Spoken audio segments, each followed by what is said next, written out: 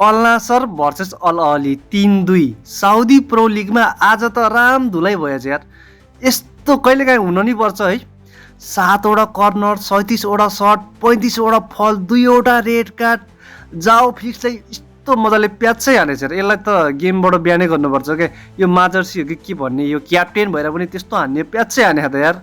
अब है अब नि 8वटा बिग चान्स अल अहलीले, अनि एउटा बिग चान्स अल नासरले। रोनाल्डो दाजुको ठुलो मिस्टेक, जाओ फिलिक्सले निकालेको यो बल यस्तो दामी थियो। तर पनि रोनाल्डो दाजुले लडपडिन्छ, कहिलेकाहीँ मिस्टेक भइहाल्छ। 0 असिस्ट 0 गोल, कहिलेकाहीँ यस्तै हुन्छ।